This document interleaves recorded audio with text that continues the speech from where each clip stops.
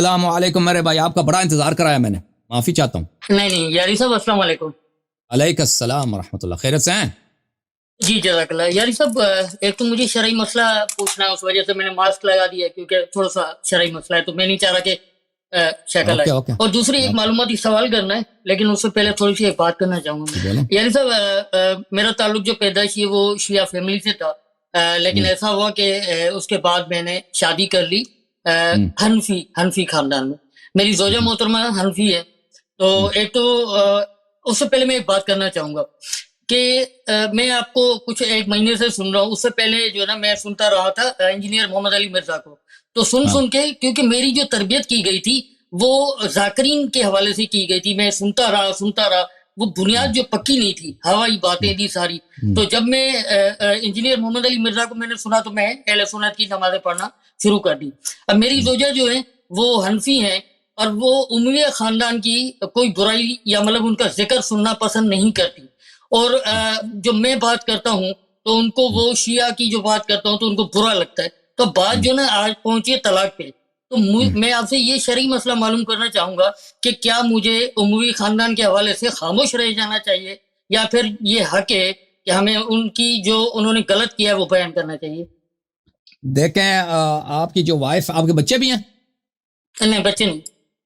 تو دیکھیں بھائی، یہ آپ کی مرضی ہے، لیکن آپ کو کمپرومائز نہیں کرنا چاہیے، وہ آپ کی وائف ہے، اس کو دیکھیں آپ کی بات لاجیکل ہے، آپ کی بات ریشنل ہے، آپ کی بات صحیح ہے، اس کی بات غلط ہے، اور آپ کو، لیکن اس کا مطلب یہ نہیں ہے کہ آپ اس پہ بہت سختی کریں، لیکن اگر آپ پیار محبت سے اپنی موقف پہ آپ ڈٹے رہیں، اپنی پوزیشن پہ آپ ڈٹے رہیں، کیونکہ آپ کی پوزیشن صحیح ہے، اور آپ کا اس پہ احسان ہے کہ آپ اس کو ہدایت کرنا چاہ رہے ہیں، تو آپ جو ہیں ان کو، لیکن اس کا مطلب یہ ہے کہ ہر فرد کو اس کے برداشت کے مطابق آہستہ آہستہ سمجھانا چاہیے، نرم لہجے میں، اور ان کو راہ راست پہ لانا چاہیے، اور ان آخر کار چاہ کے وہ شیعہ بن جائیں اور ظالمین سے تبرہ کر لیں، برات کا اظہار کر لیں۔ اور جو بھی انسان اگر سوچے کہ اہل بیت علیہ السلام کون ہے، ان کے ظالمین کون ہیں، کس طرح ان لوگوں نے اہل بیت علیہ السلام پہ ظلم کیا ہے اور ان کے کردار کیسے ہیں، تو وہ بلا شک بلا ریب ظالمین سے وہ برات کا اظہار کرے گا۔ تو آپ انشاءاللہ اس موضوع پہ کام کریں، لیکن کوئی ضروری نہیں ہے کہ آپ ان کے ساتھ رہیں، اگر نہیں ہو سکتا، آپ کو پتہ ہے کہ وہ لوگ صحیح لوگ نہیں ہیں، تو بلا شک وہ آپ کے ہاتھ میں، بچے بھی نہیں ہیں، بہت آسان ہے آپ کے لیے۔ عورتوں کی کیا کمی ہے بھائی؟ عورتوں کی نہیں، کوئی کمی نہیں، آپ وہاں چھوڑ کے آپ کو اس سے بہتر انشاءاللہ رشتے مل جائیں گے، ٹھیک ہے نا؟ آپ بالکل ان کو کلیئر کر دیں کہ آپ کے لیے رشتوں کی کوئی کمی نہیں ہے، آپ دوسری جگہ شادی کر سکتے ہیں، لیکن اگر آپ ان کو ہدایت دے دیں مہربانی کے ساتھ، نرمی کے ساتھ، یہ اچھی بات ہے۔ یہ پہلی بات۔ تو کوئی اور بھی سوال کیا آپ نے؟ جی ایک اور ہے کہ ان کی بات آ کے اس بات پہ ختم ہوتی ہے کہ ابو سفیان نے اینڈ میں کلمہ پڑھ لیا تھا اور ان کو معاف کر دیا گیا تھا۔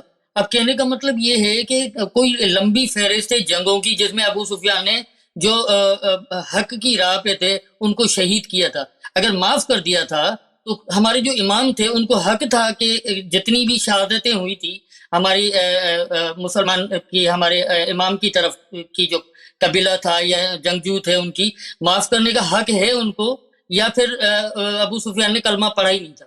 ابو سفیان نے کلمہ نہیں پڑھا۔ ابو سفیان دیکھیں وہ فتح مکہ کے وقت اس نے کلمہ پڑھا تھا۔ فتح مکہ یہ موقع تھا کہ اگر کوئی مسلمان نہیں ہوتا تو اس کو قتل کیا جاتا نا، تو وہ بالکل آخر میں اس جماعت تمہاری خود نقل کرتے ہیں کہ وہ کہتے ہیں میرے دل میں شک ہے، اس نے کہا تھا کہ میرے دل میں شک ہے، ابھی تک وہ کلمہ پڑھتے وقت بھی اس کے دل میں شک تھا، تو وہ پھر اس نے کلمہ پڑھا کیونکہ وہ قتل ہو جاتا ہے، اس لیے فتح مکہ آخر میں شکست کھایا تھا اس نے، تو اسے جان بچانے کے لیے اس نے کلمہ پڑھا تھا۔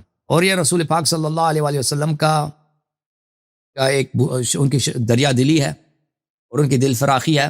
انہوں نے فتح مکہ کے وقت وہ اگر چاہتے انتقام لیتے، ابو سفیان وغیرہ کو جہنم حاصل کرتے، کر سکتے تھے، لیکن انہوں نے ایسا نہیں کیا۔ انہوں نے کہا کہ انہوں نے ان لوگوں کو معاف کر دیا، معاف اس لیے کیا کہ لا تثریب، اب میں آپ کو ملامت نہیں کرتا، میں آپ لوگوں کو آج ملامت نہیں کرتا، وانتم الطلقاء، میں آپ کو آزاد کر دیتا ہوں، یعنی آپ میرے غلام بن چکے ہیں، کیونکہ یہ غلام بن چکے تھے، یہ فتح ہو چکے تھے، اب میں آپ کو آزاد کر دیتا ہوں۔ تو یہ اس طرح ہوا ہے، اس کا اسلام کی کہانی یہ ہے ابو سفیان کی۔ اور یہاں پہ انٹرنیٹ پہ اسی یوٹیوب چینل پہ میرے ایک تقریر ہے معاویہ کے متعلق اور ابو سفیان کے متعلق، ان کی اپنی کتابوں سے میں نے وہاں پہ دکھا دیا کہ رسول پاک صلی اللہ علیہ وسلم نے معاویہ کو اور ابو سفیان کو بار بار لعنت کیا، اس مسلمان بننے کے بعد ان کو مسلمان بننے کے بعد ان کو لعنت کی. اگر آپ اس کلپ کو دیکھ لیں تو اس میں بہت ساری احادیث ہیں، ان کے صحیح احادیث ان کے اپنے کتب سے.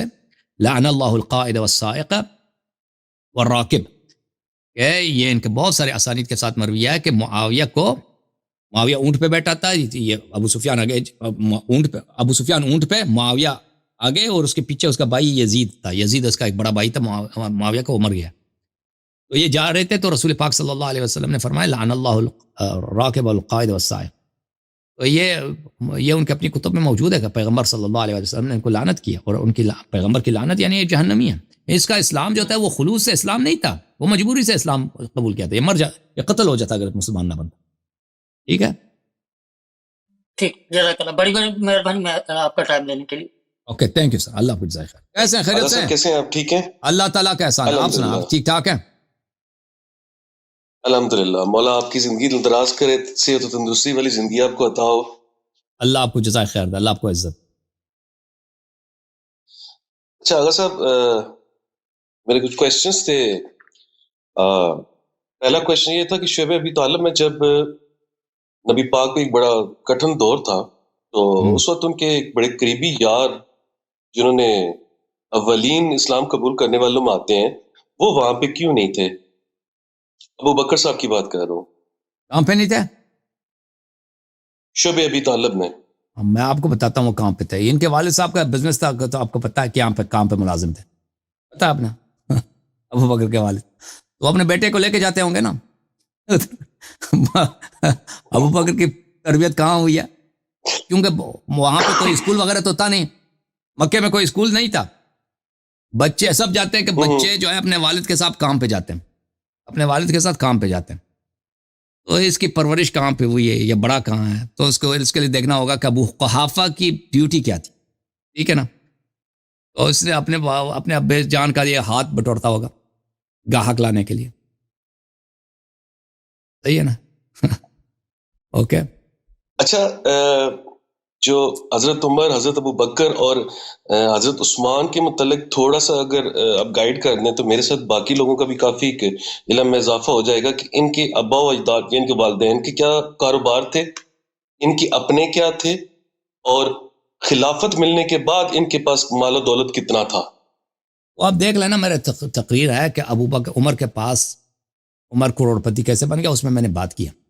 ان کے باپ کیا کرتے تھے، وہ ان کا پورا دولت کہاں سے آیا، ان کے پاس پیسے کہاں، خلیفہ بننے کے بعد یہ کتنے کروڑپتی بن گئے، اس تقریر میں وہ تفصیل کے ساتھ موجود ہے. ٹھیک ہے نا؟ ٹھیک ہے. حضرت عمر کے دور میں یہ تراوی، اس کے بعد ڈائیورس کے کچھ رولز میں ترمیم ہوئی، پھر حی علی خیر العمل کی جگہ الصلاۃ خیر من النوم آ گیا، ہاتھوں کو فولڈ کر کے نماز پڑھنے والا آ گیا. بلکہ تراوی کو یہ خود ایکسیپٹ کرتے ہیں، اس میں بخاری مسلم میں کہ یہ بدعت ہے مگر اچھی بدعت ہے. تو یہ اچھی اور بری بدعت کیا واقعی کوئی اچھی اور بری بدعت ہوتی ہے اسلام میں؟ کیونکہ اسلام تو آخری حجت الوداع پہ مکمل ہو چکا تھا، اس میں ترمیم ہوئی ہیں. تو ان کے پاس ہے بدعت، ان کے پاس چنگی بھی ہوندی ہے جی. ٹھیک ہے، وہ دے کول ہوتا ہے، ہاں ساڈے کول نہیں ہوندا. اوکے چلیں بھائی صاحب، اور تسی آرام کرو. یہ تو جی بولو بولو. آغا صاحب یہ تو بالکل ہی ہے کہ اسلام کی بالکل منافی چیز آ جاتی ہے کہ آپ اس میں، کیونکہ دین اللہ کا ہے، کوئی اور تو اس میں تبدیلیاں کر ہی نہیں سکتا. بس جی، اور نہیں کر سکتے، ان کے مولوی اور ان کے خلیفے کر سکتے ہیں. ٹھیک ہے نا؟ ان کا حساب ہی اور ہے. اچھا، ایک آخری سوال، ضرورت پہ سب کچھ کر لیتے ہیں، ضرورت پڑے تو ان کے مولوی سب کچھ چینج کرتے ہیں. ہاں، ان کے خلیفہ تو ان کا مقام اس سے بھی بڑا ہے. جی ہاں، ان کے اپنے وہ مقصد کے مطابق وہ ہر چیز کو تبدیل کر لیتے ہیں. جی بالکل. اچھا علیہ صاحب، ایک آخری سوال آپ سے. جی دیکھیں، جیسے ہر فقہ کے جو بچے ہوتے ہیں وہ اپنے والدین کی طرز پہ ہی اسی مذہب کو ڈلتے ہیں. بہت کم لوگ ہوتے ہیں جو فقہ کو سٹڈی کرتے ہیں، یہ کچھ کرتے ہیں. ہمارے یہاں نا پاکستان میں موسٹلی جو شیعہ ہیں وہ علی ولی اللہ کی قائل نہیں ہیں نماز کے اندر، جبکہ میں خود ہوں، میرے باو اجداد پڑھتے ہیں. مجھے کچھ ریفرنس دے سکتے ہیں اس میں، جیسے ہمارے ائمہ طاہرین نے پڑھی اور اس میں علی ولی اللہ آیا ہو، یا کچھ ہماری جو حدیث کی کتاب ہے ان میں سے کوئی ریفرنس کوٹ کر سکتے ہیں؟ نماز میں، نماز میں، تشہد میں؟ تو نماز میں کوئی ایسی حدیث نہیں ہے کہ ائمہ علیہم السلام پڑھتے تھے شہادت ثالثہ، ٹھیک ہے نا، کوئی. اور ائمہ طاہرین علیہ السلام شہادت میں کیا پڑھتے تھے وہ اکثر احادیث میں نہیں ہے، ٹھیک ہے نا. اس کے تشہد کے مطابق جو احادیث ہیں، تشہد کے مطابق جو احادیث ہیں وہ میں نے اپنے پروگرام میں پیش کیے ہیں کہ اہل بیت علیہ السلام تشہد کے متعلق اگر میرے کلپس دیکھ لو نا انٹرنیٹ پہ تو اس میں نے احادیث دیکھ لی ہیں، وہ آپ کو ادھر نظر آ جائے گا، ٹھیک ہے نا. شہادت ثالثہ پڑھنا کیوں جائز ہے وہ میں نے وہاں پہ بیان کی ہے. اوکے چلے، میں آپ کا ٹائم نہیں لیتا زیادہ تر، اور میرا کلپ چینل کو دیکھ لیتا ہوں، اس میں میں دیکھ لیتا ہوں انشاءاللہ. تھینک یو سر، اللہ آپ کو جزائے اللہ یار صاحب بہت شکریہ آپ کے ٹائم کا. تھینک یو سر، اللہ آپ کو عزت دے، اللہ آپ کو سلامتی دے. معاف کیجیے بھائی صاحب، آپ کے ساتھ اگر میں نے آپ کے سوالوں کے جواب تفصیل سے نہیں دیا ہے، کیونکہ بعض سوال ایسے ہوتے ہیں ان کے کئی دفعہ جواب دے چکے ہیں، تو ان کو دوبارہ ان کو اگر ہم ٹائم نہ دیں تو کوئی اس سے فرق نہیں پڑتا، کیونکہ اکثر لوگ اس کو بار بار سن چکے ہوتے ہیں. السلام علیکم. السلام علیکم. وعلیکم السلام. یا علی علیہ الصلوۃ والسلام، مدد. یا علی مدد، یا علی. خیریت سے ہیں حضور؟ خیریت سے ہیں حضور؟ جی الحمدللہ. آپ کے ہم بہت ہی ہم آپ کے دیکھتے رہتے ہیں پروگرام. مولا آپ کو سلامت رکھے. آپ میں تو کہتا ہوں کہ امام زمانہ کے سپاہی بن کے آئے ہوئے ہیں، اللہ تعالیٰ آپ کو سلامت رکھے. اور میری پوری فیملی آپ کی فین ہے اور دیکھتے ہیں، میرے بیٹے بھی آپ کو. اور اللہ آپ کی عزت. ہاں، آج ماشاءاللہ آپ سے پہلی دفعہ میں مخاطب ہوں. اللہ آپ کو عزت، آپ کو تا قیامت سلامت رکھے، اور ظہور امام زمانہ آپ کو بھی اسی طرح انشاءاللہ سلامت رہیں. اچھا، ایک میرا سوال ہے. جی سر. کہ خلقت آدم کے وقت جب خمسہ مطہرین کے انوار مقدسہ جو کہ خلقت آدم سے کئی ہزار سال پہلے آسمان پر جو ہے نا وہ اس کی طرف فرشتے دے کر تسبیح و تحلیل کرتے تھے، تو کتاب مخالفین میں جو ہے نا تذکرۃ الخواص و دیگر کتب میں لکھا ہے کہ حضرت علی کے نور کو حضرت آدم کی خلقت سے 1000 سال قبل حل کیا گیا. جی. اور دیگر کتب میں بھی ہے کہ فرشتوں اور آدم نے خمسہ مطہرین کو دیکھ کر تسبیح کرنا شروع کی. تو جب ابلیس نے انکار کیا تو ہاتف غیبی کی آواز ہے کہ کیا تو عالین میں سے ہے کہ تو ان کو آدم کو سجدہ نہیں کرتا؟ جی. تو عالین فرشتوں سے افضل تھے، سجدہ آدم عالین پر واجب نہیں تھا. تو ان ذوات مقدسہ میں جن کی برابری ملائکہ نہیں کر سکتے، تو عام امتی ان کی برابری کیسے کر سکتا ہے اور ان کے کفر میں کیسے داخل ہو سکتا ہے؟ تو ہم نہیں کہتے کو ان کے کفر میں داخل ہو سکتا ہے نا. اگر آپ کسی سیدانی سے شادی کرتے ہیں، سیدانی 14 نور مقدس میں سے نہیں ہے، ٹھیک ہے نا. ابھی جو سید آپ کے شہر میں رہتے ہیں، یہ تو وہ تو نہیں ہے کہ بھئی ان کو یہ ملائکہ ان کی طرف دے کے تسبیح کرتے تھے. ملائکہ تو 14 نور مقدس کی طرف کرتے ہیں. دعویٰ تو ہے نا کہ ہم ان کی اولاد میں سے ہیں، کوئی نقوی ہیں، تو آپ بھی ان کا اولاد میں سے. شیعہ سب انا وعلی ابوا هذه الامه، ابوا هذه الامه، وہ جو ہیں، وہ جو ملائکہ سے افضل ہیں. دیکھیں وہ جو حضرت آدم علیہ السلام سے افضل ہیں، وہ 14 نور مقدس ہیں. یہ جو سادات ہیں یہ مومن ہیں، اچھے ہیں، لیکن یہ جو انبیاء سے افضل نہیں ہے بھائی، ٹھیک ہے نا. اور ملائکہ وہ آدم علیہ السلام کے صلب میں اللہ تعالیٰ نے رسول اللہ صلی اللہ علیہ وسلم اہل بیت کے نور کو رکھا تھا، اس لیے فرمایا کہ سجدہ کرو.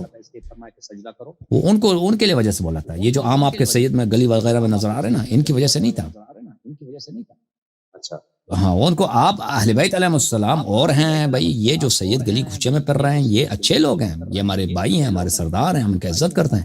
لیکن یہ وہ نہیں ہے جو فضائل ان کے ہیں ٹھیک ہے نا. کہ جو ملائکہ کو استاد تھے، ملائکہ کو توحید سکھائیے، ملائکہ کو تسبیح سکھائیے، یہ وہ نہیں ہے.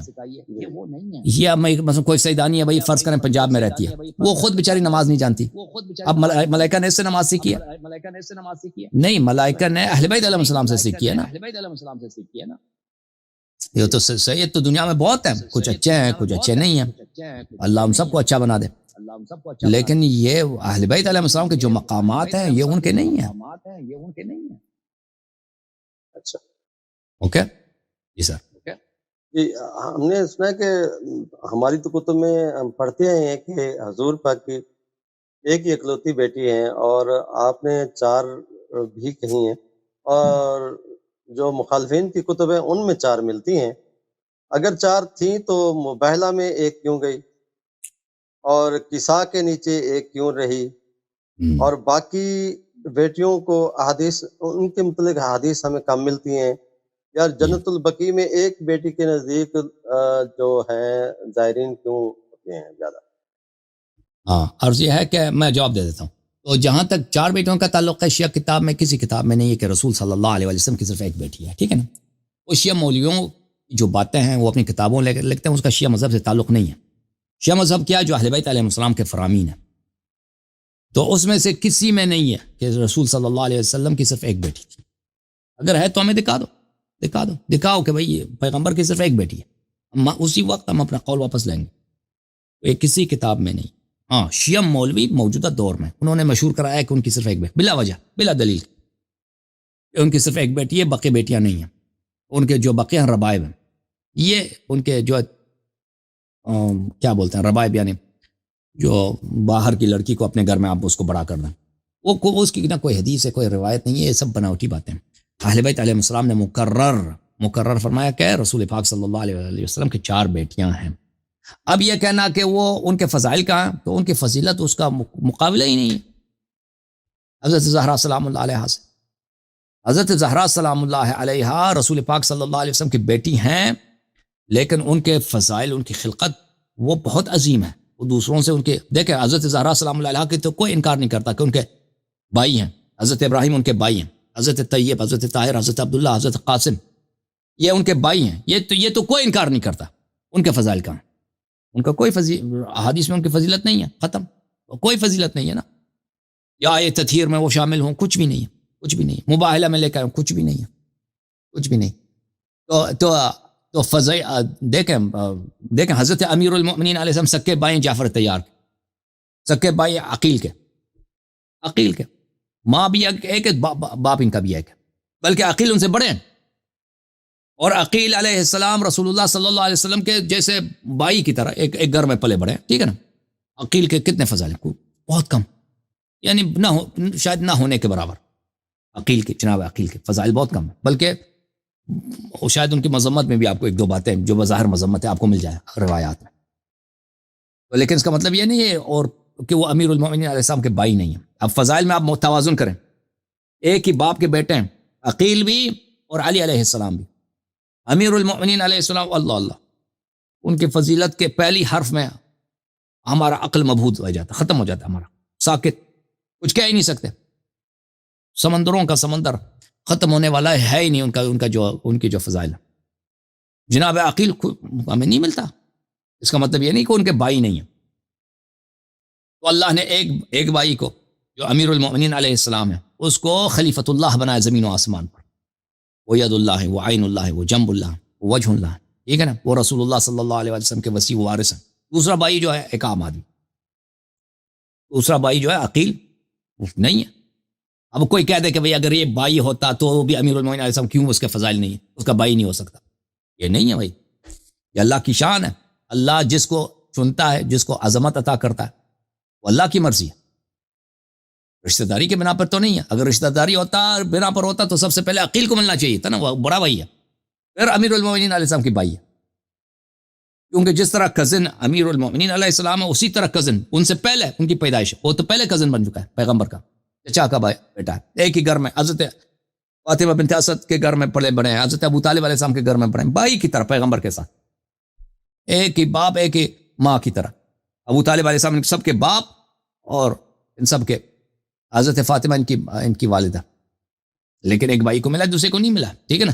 حضرت زہرا سلام اللہ علیہ صاحب مقام عصمت, حضرت زہرا سلام اللہ علیہ کے گھر میں آئی تطہیر کا نزول, حضرت زہرا سلام اللہ علیہ کے فضائل بے انتہا, دوسری بہنوں کو یہ نہیں ملا. کوئی بات نہیں, ما اول قارورت, تو اس میں کوئی تعجب ہی نہیں, یہ اللہ کا کام ہے, اللہ کا کام ہے. ٹھیک ہے نا. کیا میرے بزرگوں بتاؤ. اب شمشاد صاحب مزید بولیں. جی اللہ تعالیٰ آپ کو سلامت رکھے. بس انشاءاللہ آپ سے بات ہوتی رہے گی. انشاءاللہ. تو پہلا چانس تھا آپ سے تھوڑا سا. بہت مہربانی آپ, اللہ آپ کو عزت. تھینک یو سر, اللہ آپ کو بہت عزت. شکریہ, بہت مہربانی. دیرگاہ رکھے. خدا آپ کو عزت دے, خدا آپ کو سلامتی دے. کوئی بھی شیعہ کتاب میں نہیں عزیزو کہ رسول اللہ صلی اللہ علیہ وسلم کی ایک بیٹی تھی. شیعہ کتاب سے کیا مراد لیتے ہیں ہم؟ یعنی اہل بیت علیہ السلام کے فرامین. مولویوں کے کہنے سے اس کو کچھ نہیں ہوتا. مولوی تو کچھ وہ ذاکرین کی طرح, وہ اپنے سے بناؤ. تم کوئی دلیل لے کے آؤ کہ پیغمبر کی ایک بیٹی ہے, بس ختم, دوسری بیٹی نہیں. ہم سر آنکھوں پر آپ سمجھتے ہیں کہ مجھے بڑا فائدہ ملتا ہے, میری کوئی منفعت ہے اس میں کہ پیغمبر کی کتنی بیٹیاں ہوں؟ مجھے کوئی پیسہ دیتا ہے, کوئی اس میں کوئی سیاست ہے, اس میں کوئی سمجھوتا ہے, اس میں کوئی کچھ ہے, آگے پیچھے کچھ ہے. بھئی میری کوئی منفعت نہیں ہے اس میں. پیغمبر صلی اللہ علیہ وسلم کی ایک بیٹی ہو, 2 ہو, 3 ہو, 4 ہو, کچھ بھی نہیں. میرا کوئی ذاتی اس میں کچھ ہے نہیں. ٹھیک ہے نا. وہ میں روایات دے کے آپ کو بتاتا ہوں. آپ کو وہی کہ ایک رسول صلی اللہ علیہ وسلم کی اگر بیٹی اور بھی ہے تو کوئی وجہ نہیں ہے کہ آپ اس کو انکار کر دیں, بلکہ اس سے محبت کا اظہار کریں. وہ رسول اللہ صلی اللہ علیہ وسلم کی صاحبزادی ہیں, اور اپنے نبی کی معرفت, ائمہ علیہ السلام کی معرفت, اہل بیت علیہ السلام کی معرفت صحیح طرف سے کریں, نہ کہ وہ کہ ذاکرین جو ہمیں سکھا دے. جھوٹی بات ہے, جھوٹ کا کوئی فائدہ ہے بھائی؟